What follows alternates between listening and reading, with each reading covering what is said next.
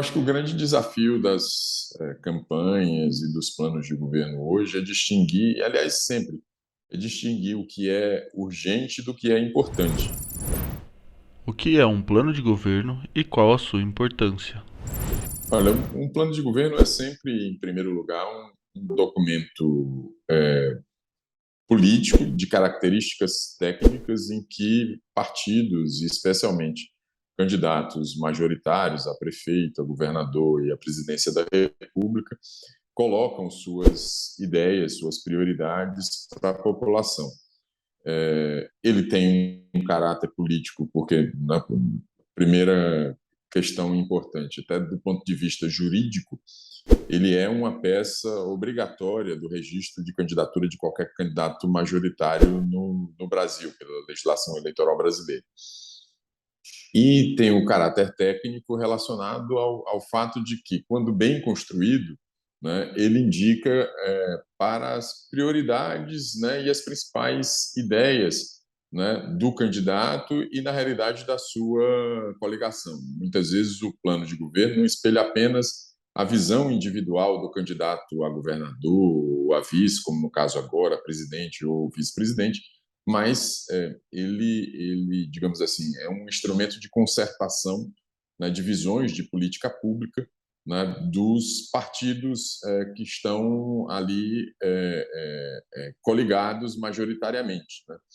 Então, digamos assim, do ponto de vista democrático, o plano de governo cumpre essa função desde o processo de campanha, né, de alinhar expectativas, de alinhar ideias e de alinhar visões de política pública, né, a partir da proposição de um líder, né, que é o candidato majoritário naquele pleito. Novamente, é o prefeito, o governador, o presidente da República. Um plano de governo ele uma oportunidade de construir as ideias de maneira coletiva.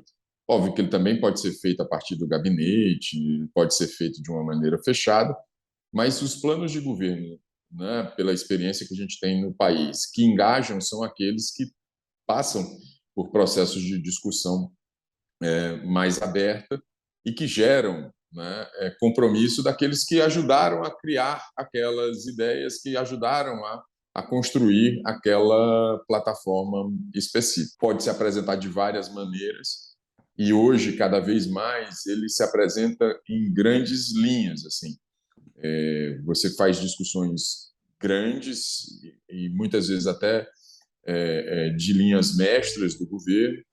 Por trás disso, há uma série de propostas micro, né, para você construir uma estrada numa região, ou de você construir um hospital numa outra região do estado que está faltando, ou de você dar infraestrutura de turismo a uma determinada região. Obviamente que essas coisas aparecem, mas eu percebo hoje uma tendência de que você tenha essa discussão, quando ela vai para o registro da candidatura, como eu falei antes, é uma discussão muito mais sucinta, né? São pontos, são tópicos, até porque em cenários como a gente vive hoje, que são cenários um pouco é, instáveis, né, incertos do ponto de vista tanto econômico quanto político, né, muitas vezes você se comprometer com metas muito específicas termina dando mais dor de cabeça e frustração do eleitor do que você indicar claramente quais são os principais pontos, valores, princípios e ideias que você quer colocar e aí deixar para o plano plurianual,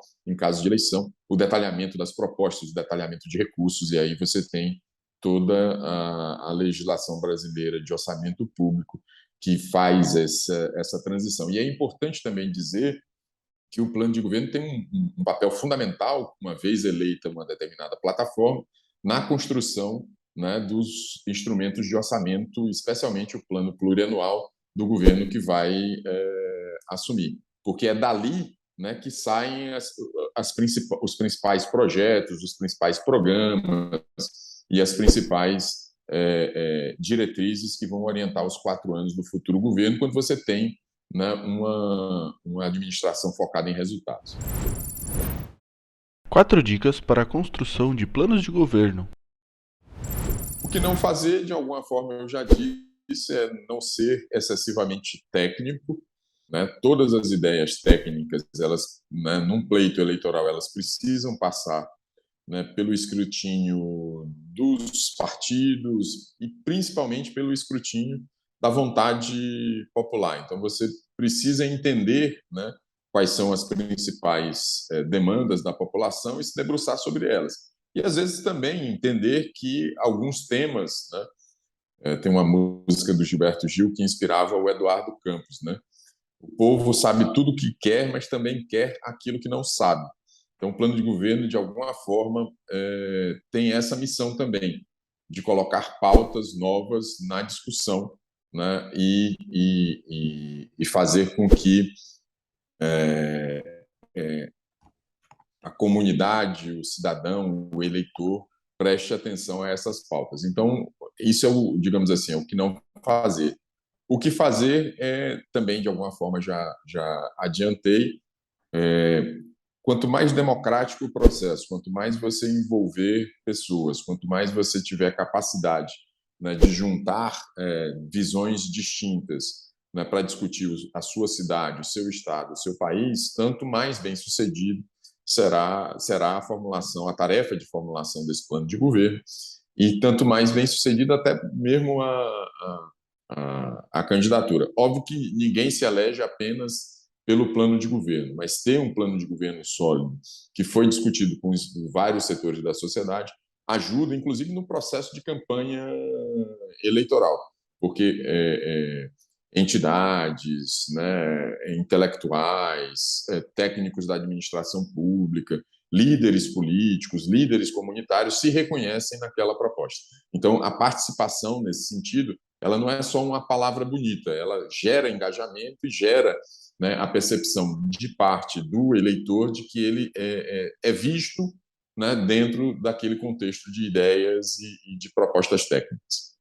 Eu acho que o grande desafio das campanhas e dos planos de governo hoje é distinguir, aliás, sempre, é distinguir o que é urgente do que é importante, né? Você tem pautas urgentes para serem vencidas, a pauta da fome, a pauta da degradação, por exemplo, das condições ambientais em algumas partes importantes do nosso território, mas a gente tem também essas pautas importantes, a pauta da reestruturação econômica do país no pós-pandemia, a pauta, por exemplo, da questão da recuperação do aprendizado das nossos jovens e crianças nesse pós-pandemia também. Então, você tem pautas que são extremamente importantes, que às vezes até nem podem até não ser tão populares assim, mas que elas cumprem uma função muito importante de adequação, né, das expectativas da população aos resultados do governo, e isso é fundamental. Então, não pensar só ir apenas, né, naquilo que é de curto prazo, mas ter um olhar generoso para isso que a Regina chama de políticas de Estado, e fazer com que esses problemas mais urgentes sejam olhados, tratados e endereçados a partir de uma visão mais macro que olha para o futuro. Como os planos de governo podem contribuir para o desenvolvimento do Estado? Uma é algo que é muito caro. O compromisso com o equilíbrio fiscal, com as contas públicas sanadas, eu acho que é uma política de Estado que deve estar em todo o plano de governo. E sem dinheiro você não viabiliza política pública, sem dinheiro você não viabiliza benefícios à população, sem dinheiro você não cria uma dinâmica positiva de gestão que te favoreça ou se reeleger ou eleger teu sucessor. Esse é um primeiro ponto, né? O segundo ponto é que, e aí é um ponto que me é muito caro hoje, é que essas pautas de Estado hoje elas passam por algumas questões que eu julgo muito importantes. A questão da inovação, e aí tem a ver com processos, não só com tecnologia, mas também com processos. Isso precisa estar em uma pauta de Estado, né, porque todos nós nos ressentimos da burocracia, das falhas, da falta de eficiência dos serviços públicos. Então, isso precisa ser olhado por todos os governos, as maneiras de inovar em processos e em tecnologia para favorecer o cidadão. Você tem o tema da mudança tecnológica, né? E isso tem um rebatimento importante sobre a questão de desenvolvimento econômico e principalmente sobre estrutura de emprego da nossa sociedade brasileira e dos estados.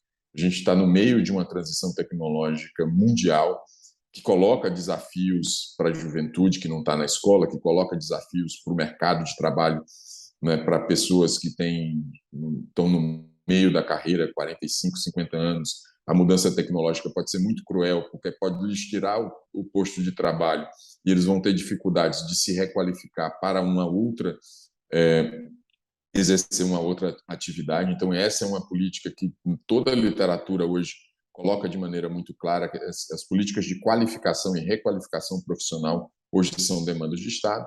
E uma última questão que eu acho essencial, central, é a questão da mudança climática. Quer dizer, como, né, governos municipais, estaduais e nacionais podem se comprometer com o futuro do planeta e com metas importantes, como a meta de descarbonização, economia verde. E no caso do Brasil, como a gente tem o Noel do ano passado, o Jeffrey Sachs disse algo que é muito importante. Não há razão, né, para o mundo que se baseia na economia verde do Brasil não liderar este mundo e não ser um dos países mais ricos do mundo. E eu não estou falando de ser a oitava, décima, não. É ser a primeira, segunda, terceira maior economia do mundo. E aí é política de Estado também.